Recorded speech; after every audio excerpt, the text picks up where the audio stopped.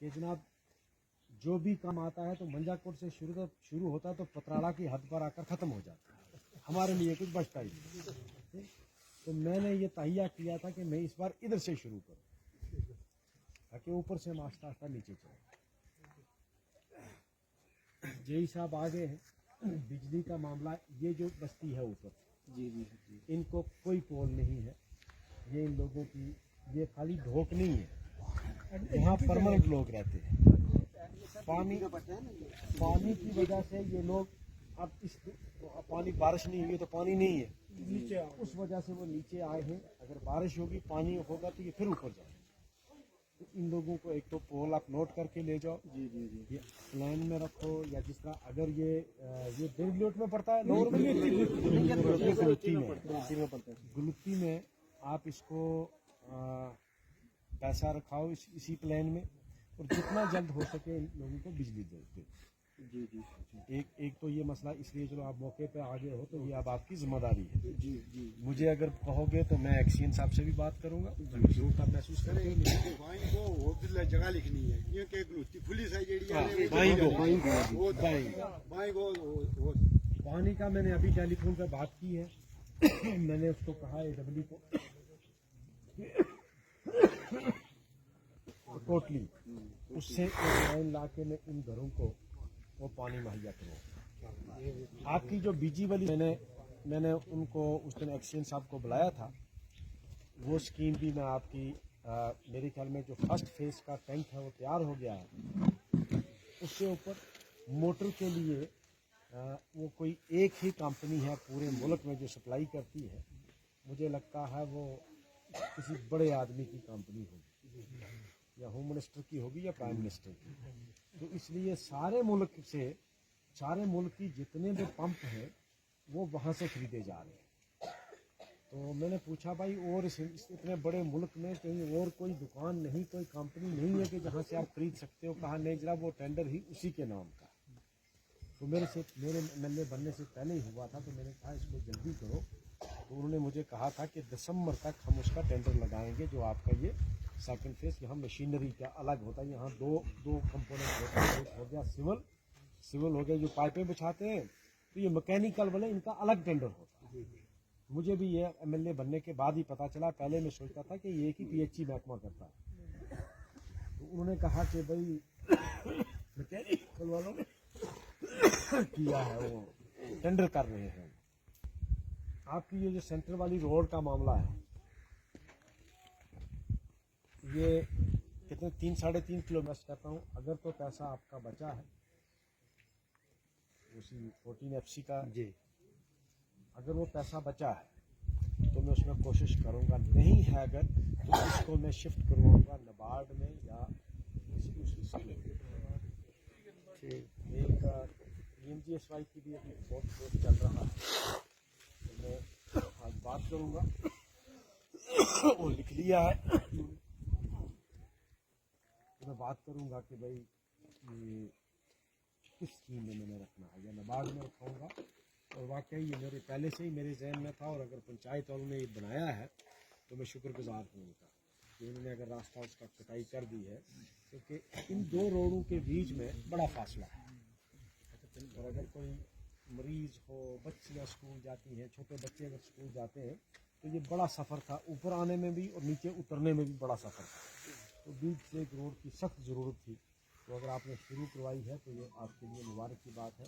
वरना जब मैं पैदल नीचे गया था तो उसी रोज़ मेरे जहन में था कि ये रोड जो है एक रोड की बीच में से ज़रूरत है। तो मैं उसको भी इंशाअल्लाह कोशिश करूँगा, कंप्लीट करूँगा। मेरा जितना बस चला मैं आप लोगों की खिदमत करूँगा इंशाअल्लाह। मुझे अभी फंड्स अलाटमेंट नहीं हुई है, मेरे ख्याल में बजट सेशन में ही करते हैं वो, तो बजट सेशन अब अगले महीने में होगा। जो उसमें आपका हिस्सा होगा वो भी आपको यहीं से आकर, मैंने कहा मैं तकसीम शुरू ही यहाँ से करूँगा, क्योंकि मेरी कंस्टिट्यूंसी का नंबर 1 जो है पोलिंग स्टेशन वो यहाँ से स्टार्ट होगा, बिजली से ग्रेडी से काउंटिंग शुरू नंबर 1 तो यही है। तो मैं इंशाल्लाह नंबर 1 से ही शुरू करूँगा, मैं बीच से नहीं शुरू करूँगा, इधर से शुरू करूँगा। जो आपका हिस्सा बनेगा मैं तकसीम करके, मैं ये भी नहीं कहता कि मैं किसी का हक काट के आपको दूंगा, नहीं, उसका हक जो होगा वो उसको भी मिलेगा, फन्ना वाले को भी मिलेगा। जो आपका हक होगा वो आपको यहीं आकर बैठ कर मैं दूंगा। जितना मेरे पास आएगा, जो हिस्सा आपका बनेगा उसमें वो आपने फैसला करना है। मैंने इलेक्शन में भी आपसे वादा किया था, आज उसी को दोहराता हूँ। पैसा आपका है, मेरा काम है तकसीम करना। मुझे अल्लाह ने बैठाया है तोल के देने के लिए, तो मैं तोल के आपको दूंगा बराबर। खर्चा कहाँ करना है वो इसी तरह सब बैठकर मुझे कहोगे, एक आदमी के कहने पे वो मैं नहीं करूँगा। हाँ, किसी का घर का कोई मामला है कि भाई किसी का घर बह रहा है, उसको प्रोटेक्शन की ज़रूरत है, वो अलग चीज़ है, वो मैं करूँगा। लेकिन बाकी जो मजमूई काम है वो आप सब बैठकर मुझे बताओगे कि जनाब हमारा ये हक है, हमारा ये पैसा है, इतना हमारा हिस्सा बना, इसमें हमने ये चीज़ बनाई। मैं यहीं अप्रूवल दे के जाऊँगा, यहीं ऑफिसर को बोल के जाऊँगा भाई शुरू करो। वो आपने क्या करना आपको, हाँ थोड़ा सा सब्र करना पड़ेगा हम सबको, मुझे भी आपको। 5 साल है, अल्लाह का शुक्र है, 5 साल बहुत होते हैं। मैं कोशिश करूँगा कि इस इलाके में इस 5 साल में मैं कम से कम अपनी यादाश्त के लिए कुछ छोड़ दूँ। और अगर मैं वापस 5 साल के बाद आपके पास आऊँ तो आप कम से कम मुझे ये ना कहें कि इस इलाके में कुछ नहीं है। मैं ये भी नहीं कहता कि मैं आसमान के तारे तोड़ के ला सकता, जितना मेरे बस में होगा, जो मेरे इख्तियार में है। अब मैं ये कहूँगा कि मैं झूठ बोलूँ आपको, मैं नौकरियाँ भी आपको बांटूँगा, तो एमएलए के पास नौकरी है नहीं, जो सच्चाई है। और दूसरी बात एक और मैं आपको बताऊँ, यहाँ कोई पुलिस की भर्ती है, बहुत सारे लोग मेरे पास आते हैं, सबको समझाता हूँ कि ये जो पुलिस का रिटन एग्ज़ाम है ना,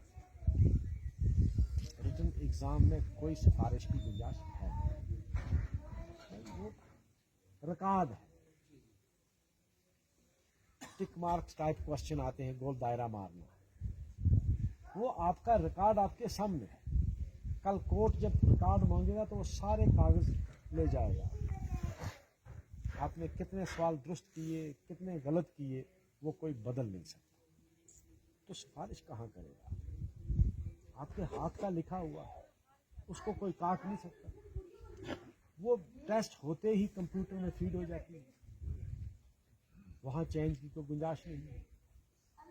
लेकिन फिर भी हमें आदत है कि एमएलए का फोन जाएगा तो शायद हो जाएगा, एमएलए का बाप भी कहेगा नहीं, चीफ मिनिस्टर भी कहेगा नहीं, पॉसिबल नहीं, मुमकिनात में नहीं। मैं आपको झूठ बोलता रहूंगा यहाँ, हाँ हाँ मैं देखूंगा, तो वो होगी झूठी तसल्ली। कुछ लोग नाराज होते हैं मुझसे, लेकिन हकीकत है, सच्चाई है, मैं उसको कैसे बदलूंगा? मैं क्यों झूठ बोलूं? मैं इसलिए झूठ बोलूं कि अच्छा हो गया तो मैं कहूंगा मैंने कराया, नहीं हुआ तो मैं कहूंगा कोशिश की नहीं हुआ, वो भी बेईमानी है। अल्लाह ऐसा ना करे कि मैं इस किस्म की किसी बेईमानी में मुब्तला हो जाऊं। मैं आप सबको ये कहता हूँ, पुलिस की भर्ती में अगर डीजी जो होता है ना, डीजी टॉप पुलिस का, उसका अपना बेटा हो ना, वो उसको 1 नंबर नहीं दे सकता, क्योंकि वाइवा के नंबर है ही नहीं। जब वाइवा है ही नहीं है, ये गड़बड़ कहाँ करते थे पुलिस वाले? वाइवा में जो अपना होता था उसको 4 नंबर ज्यादा दे दिए, जिसकी सिफारिश आ गई या जिसे पैसे खाए उसको 4 नंबर ज्यादा दे दिए। वो सरकार ने खत्म कर दिया कि वाइवा नहीं होगा भाई, नंबर है हाइट के, नंबर है आपकी पढ़ाई के। जो 10वीं पास है उसको इतने नंबर, जो 12वीं पास है उसको इतने नंबर, जो बीए है उसको इतने नंबर, जो पास है खाली, चाहे वो 33% ही लेके पास हुआ उसके नंबर, और जो 100% वाला उसके नंबर बराबर है। और फिर है हाइट के नंबर। अब मुझे ये बताओ, मेरी हाइट है ही छोटी है, इसीलिए ये रखा है, तो नापने वाला मुझे खींच के तो लंबा कर नहीं सकता, ठीक है? वो ना तो रातों रातों बढ़ सकता है, तो जो है हाइट मेरी वही रहेगी। मुझे नापने वाले ने झूठ नहीं बोलना, कैमरा लगा है वो, इसलिए वहां भी सिफारिश, वरना वो सीधा कहेगा जाकर, जो दूसरा होगा ना वो कहेगा कि मेरी 5 फुट 8 इंच है, जैसा आपकी 5 फुट 6 इंच है, मुझे नाप लो। कोर्ट में जाकर जज को कहेगा नापो, मैं रातों रात तो नहीं बड़ा होऊंगा, उस दिन भी यही थी, नाप लो ना मुझे। वहां क्या करेगा? वहां डीजी क्या जवाब देगा? वहां एमएलए क्या जवाब देगा? इसलिए आपको जहां मैं नहीं कुछ कर सकूंगा वहां मैं आपको साफ कह दूंगा कि मेरे बस में नहीं है। हाँ, स्कूल में दूंगा, मेरे पास जब स्कूल आएगा मैं आपको दूंगा। टीचर लगाने में मेरिट है।